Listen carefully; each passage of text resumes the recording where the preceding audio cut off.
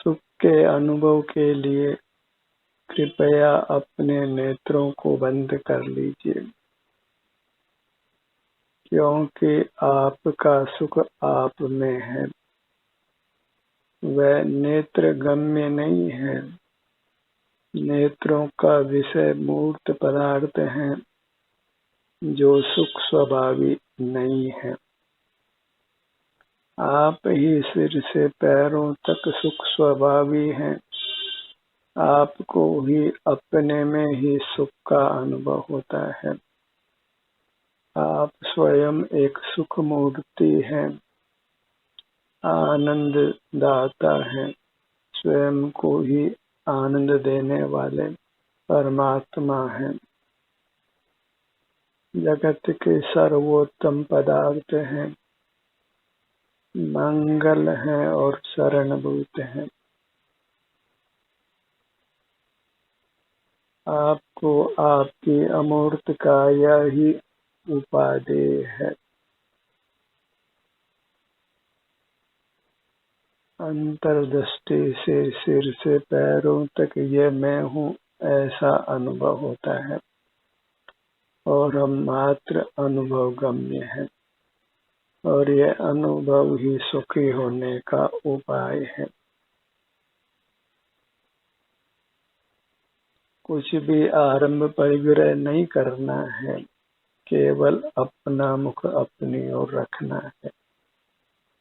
इसी से हम शांति को प्राप्त करते हैं और इसी के अभ्यास से जन्म मरण से मुक्त होकर स्वयं परमात्मा हो जाते हैं। परमात्मा की भक्ति करने से अच्छा स्वयं परमात्मा हो जाना है। इसलिए परमात्मा होने का ही सतत प्रयत्न करिए।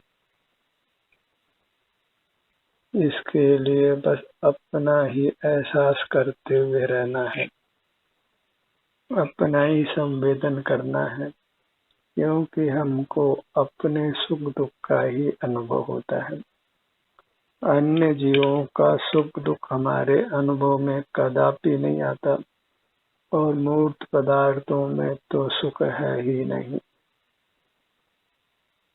केवल अंतर्दृष्टि कर ठहरना है, अपने में उपस्थित रहना है, अपने सुख का आस्वादन करते हुए रहना है। यह सुख पाने की एक कला है, स्वानुभव की कला, जिससे हम संसार सागर को पार करते हैं। अनादि से अनंत काल बीत गया, अपने से बाहर सुख तलाश करते करते, लेकिन सुख की पिपासा शांत नहीं हुई। कोई न कोई दुख बना ही रहता है। युवावस्था भले ही अच्छी निकले, पर कब कौन परेशानी आ सकती है कोई नहीं जानता है। वृद्धावस्था अच्छी नहीं है, और मृत्यु होना भी कोई अच्छी बात नहीं है। पर जहाँ जन्म हुआ है वहाँ मरण भी अवश्य होता है, और वह इसलिए होता है कि हम बाह्य जगत को छोड़ें।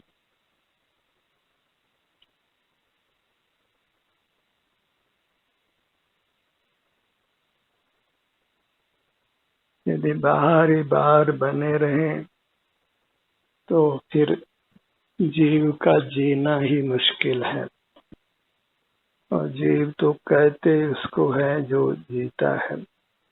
बहिर्मुखता हमारा नाश करती है, और निद्रा और मृत्यु हमको बाहर के जगत से छुड़ाकर जीवित रखती है।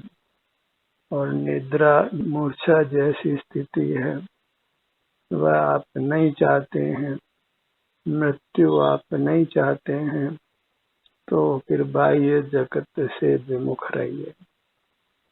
फिर निद्रा भी नहीं होगी और मृत्यु भी नहीं होगी, निर्वाण होगा और सतत सुख का अनुभव होगा।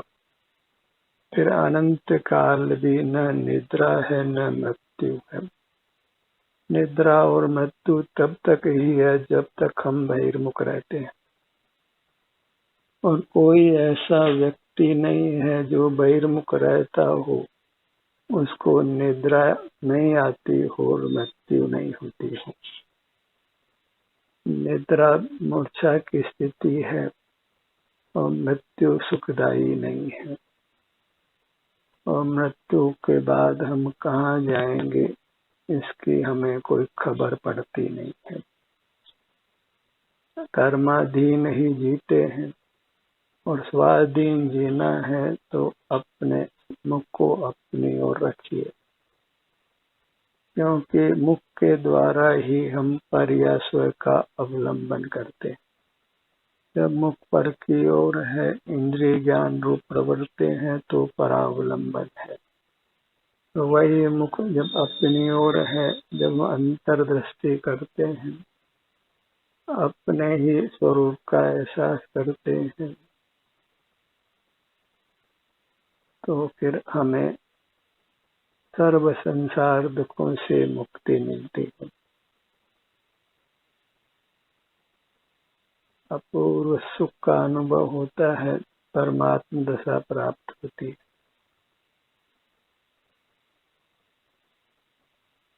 बस अपना मुख अपनी ओर रखना है, अपने ध्यान को बंद नेत्रों से अपने सिर से पैरों तक रखना है। अपना ही एहसास, अपना ही संवेदन। यहाँ पर का सद्भाव नहीं होने से राग नहीं है, द्वेष नहीं है। हम अत्यंत वीतराग हैं। राग द्वेष ही तनाव रूप है, और अपने सन्मुख होने से मन की कोलाहल मिट जाती है। हम अत्यंत निर्विकल्प रहते हैं। यथा संभव बाह्य कार्यों से अपने आप को निवृत्त रखिए और अपना ही संवेदन कीजिए, क्योंकि आपका आप ही भोग्य है। जहाँ पर का भोग है वहाँ निश्चित रोग है, और जहाँ अपना भोग है वही योग है, जिससे आप योगी होते हैं, योगीश्वर होते हैं। सतत अंतर्मुखता होती है तो योगी योगीश्वर अर्थात परमात्मा हो जाता है। फिर वह निर्वाण को प्राप्त करता है, पुनर्जन्म नहीं लेता, फिर संसार में मूर्त शरीर के साथ अवतरित नहीं होता। मूर्त शरीर तो बंधन रूप है, विनाशी है। उसी के संबंध से हम संसार में नाना दुखों को भोगते हैं। अपनी मुद्रा को लक्ष्य में रखना है। यह ध्यानाभ्यास का स्वरूप है। अपने को अपने तक समेट कर रखना। फैलना ही दुख रूप है और सिमटना सुख रूप है। अपने ध्यान को अपने तक सिमेट लेना, इसी से नूतन कर्मों का आगमन रुकता है और पूर्वबद्ध कर्मों से हम मुक्त होते हैं। अपना रूप निहारो चेतन, अपने को ही चेतना है, इतना ही सुखी होने का उपाय है।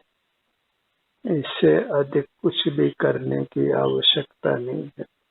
इससे अधिक जो भी हम करते हैं उससे मूर्त कर्मों से ही बनते हैं। इसलिए कहा है करना सो मरना।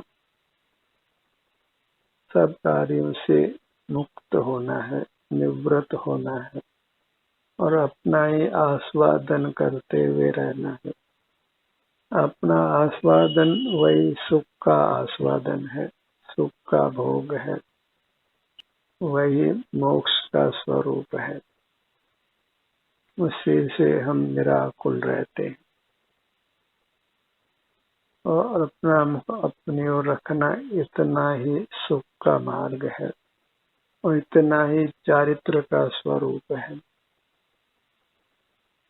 चारित्र को गंवाना नहीं है, क्योंकि if character is lost everything is lost. आज कैरेक्टर की बहुत स्थूल परिभाषा दी जाती, सूक्ष्म परिभाषा यही है, स्वरूपे चरणम चारित्रम। अपने स्वरूप में आचरण करना वही चारित्र है, वही मोक्षोभ से रहित वीतराग परिणाम है, सुख शांति का परिणाम है। अपने ध्यान को अपने सिर के भाग पर लाइए। बाहर से जब हटते हैं तो स्वतः ही हमारा ध्यान अपनी मूर्त पर होता है, और ये प्राप्त मुक्त शरीर है वह भी हमारा स्वरूप नहीं है, पर का रूप है, पुद्गल का रूप है, उसके सन्मुख भी नहीं होना है। अपने ध्यान को अपने ललाट भाग पर लाइए।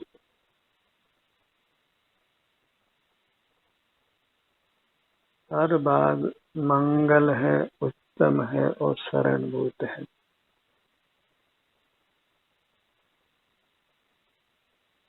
शरीर में वेदना हो या आराम हो, सुख का अनुभव हो, ये सब अपनी अवस्थाएं हैं। उन अवस्थाओं का भोग करने से ही हम संसार सागर को पार उतरते हैं। अपनी अवस्थाओं का भोग और पर पदार्थों की अवस्था को भोगने का प्रयत्न ही अपराध है और संसार का कारण है, दुखों का कारण है।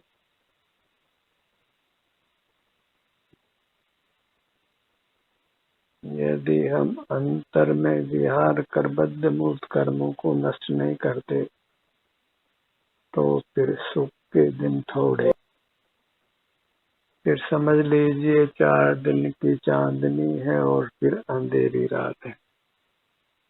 बहिर्मुख जीवों को तो सुख इंद्रधनुष की तरह अत्यंत अनित्य होता है। अपने ध्यान को अपने भूमध्य पर लाइए।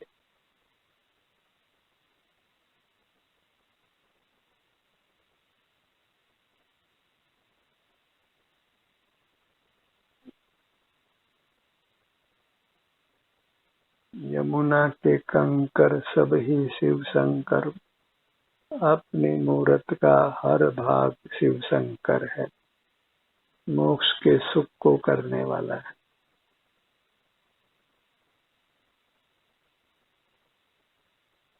सिर से पांव तक अपने मूर्त को ही पवित्र गंगा नदी मानिए, जिसमें सुख रूपी जल सतत बहता है।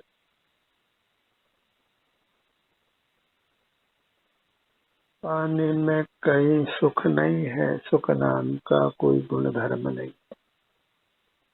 सुख नाम का गुण धर्म अपने ही अमूर्त काया में रहता है, क्योंकि हम उस अचिंत सुख गुण के धारक होने से ही हमको देव संज्ञा है, परमात्मा संज्ञा है। आत्मा है वही परमात्मा है। यह निश्चय है कि मैं वह हूँ जो है भगवान, जो मैं हूँ वह है भगवान। अपने मूर्त वास्तव में परमात्मा की मूर्त है। ऐसा अटल श्रद्धान करके अपने सन्मुख रहना है, अपने को पीठ नहीं देना है। जगत की ओर जब हमारा मुख होता है तो हम अपनी पवित्र मूर्त को अपमानित करते हैं, उसको पीठ देते हैं। अपने ध्यान को अपने दोनों नेत्रों पर लाइए। नेत्र युगल करना न धरना, अपने में मगन रहना। न कुछ जानना है न कुछ देखना है, बस अपने शांति को, अपने आनंद को जो सर्वांग में भरा है। सर्वांग उस रूप ही है, उसी अपने रूप को भोगना है। अपने रूप के सन्मुख रहना ही आनंद को भोगना है।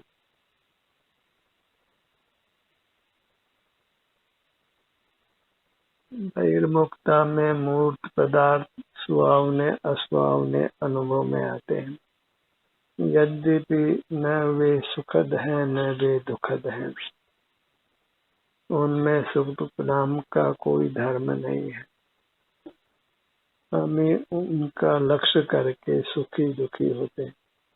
वह सब वैश्विक सुख दुख है जिसका त्याग करना है।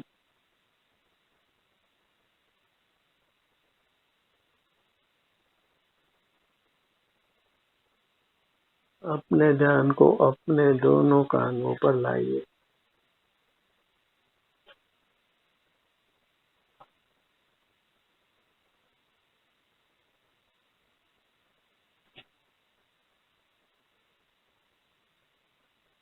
इस आत्म शुद्धि के कार्य में भी कुछ समय लगता है। कहा भी है, Rome was not built in a day. स्वर्ण पाषाण को भी जब स्वर्णकार तपाता है तो उसके शुद्ध होने में कुछ समय लगता है। उससे ही क्रमशः शुद्धि प्रकट होती जाती है।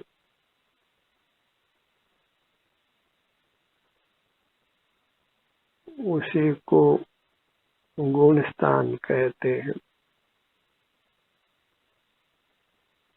अशुद्धि से शुद्धि तक के गुण स्थान को आगम में 14 भागों में बांटा गया है। 14 गुण स्थान उनको नाम दिए गए हैं। वह क्रमिक शुद्धि को दर्शाता है।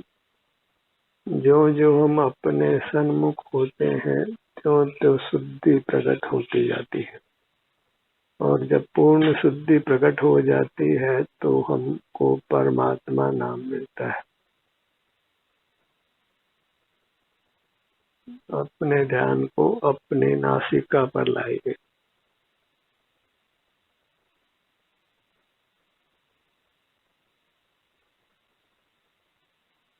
मनुष्याकार होने से हमारे अवयवों के विशिष्ट नाम हैं, और हम आकार को मुख्य नहीं करें तो सर्वांग हम केवल सुख स्वरूप हैं।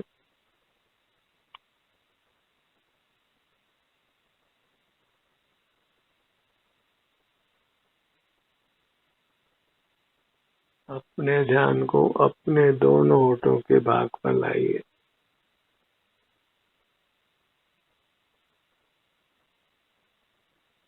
चैतन्य का रस ही अति सुखदायक है, और वह रस अपने सन्मुख होने से ही प्रकट होता है।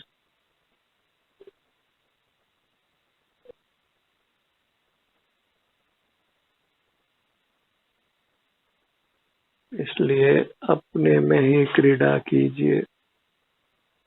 आओ झूले मेरे चेतन आत्म भवन में, अपने भवन में। अपनी मूर्त, अपना अभ्यंतर शरीर, वही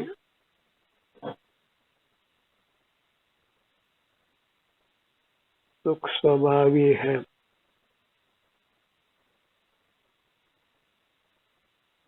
अपने ध्यान को मुख के भीतर दंत पंक्ति पर लाइए।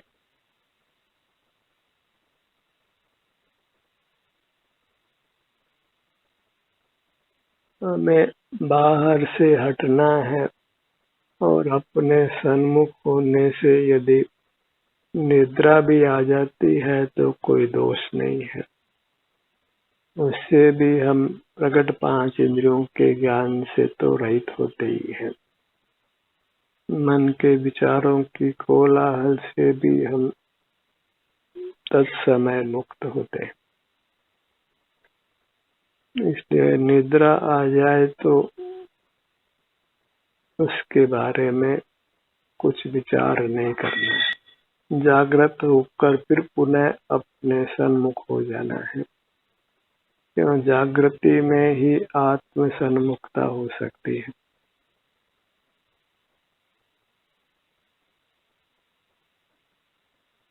मुख के भीतर जिह्वा भाग,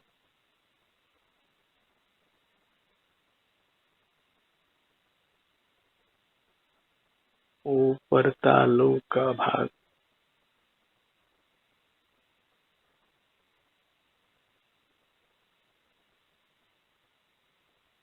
सभी धर्मावलंबी आत्मा को सुख स्वरूप मानते हैं, तथापि उसकी पहचान नहीं होने से उसका अनुभव नहीं कर पाते। आत्मा प्राप्त मूर्त शरीर के आकार मूर्त शरीर में मिला हुआ पाया जाता है, वही उसकी अशुद्ध अवस्था है, और उस अशुद्ध अवस्था में ही अपने ध्यान को जोड़ने से वह अशुद्धि मिटती है।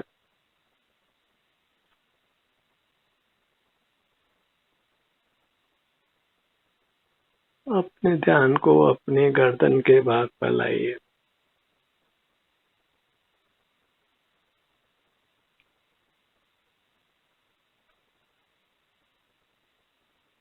धड़ का भाग,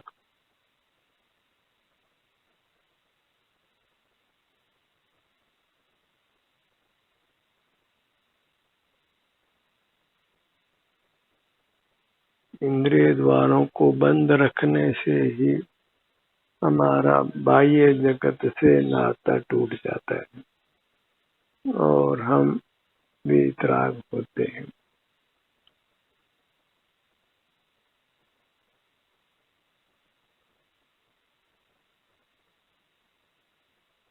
सीने का भाग, पेट का भाग और पीठ का भाग,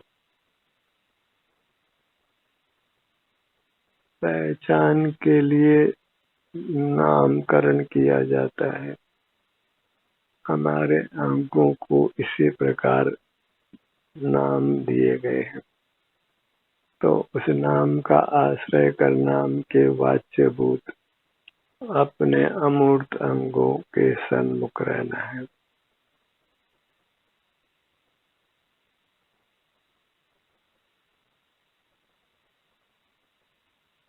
सीना,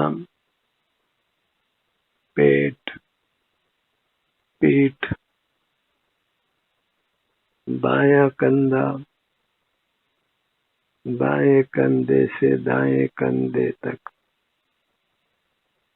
दाहिनी भुजा, अंगुलियों के अग्रभाग से कंधे तक,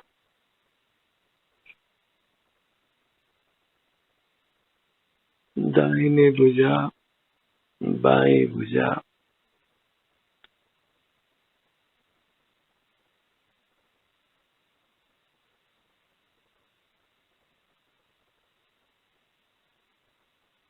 अपने ध्यान को अपने दाहिने पैर पर लाइए।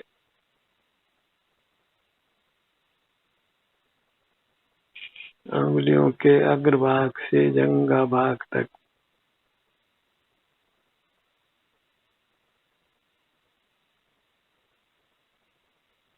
शरीर में सुख का अनुभव हो कि दुख का अनुभव हो, हमें अपने सन्मुख ही रहना है।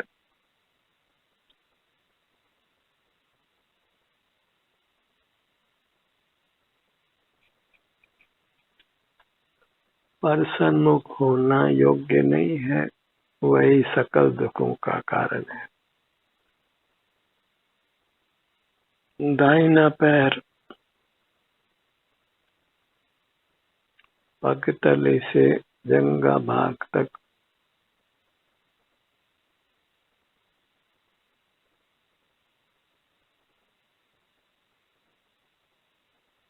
बायां पैर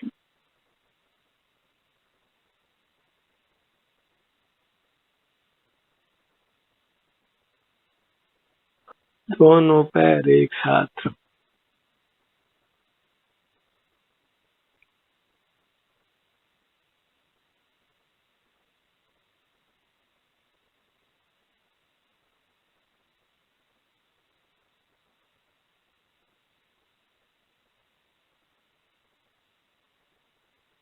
अपने संपूर्ण अमूर्त काया,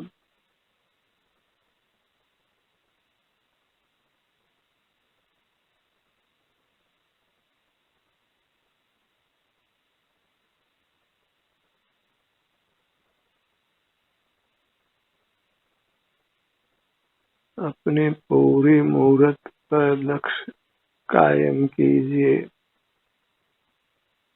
अपने तक सिमट कर रहिए और अपूर्व शांति को भोगिए। ध्यान का सत्र यहीं समाप्त होता है। आपकी सहभागिता के लिए धन्यवाद।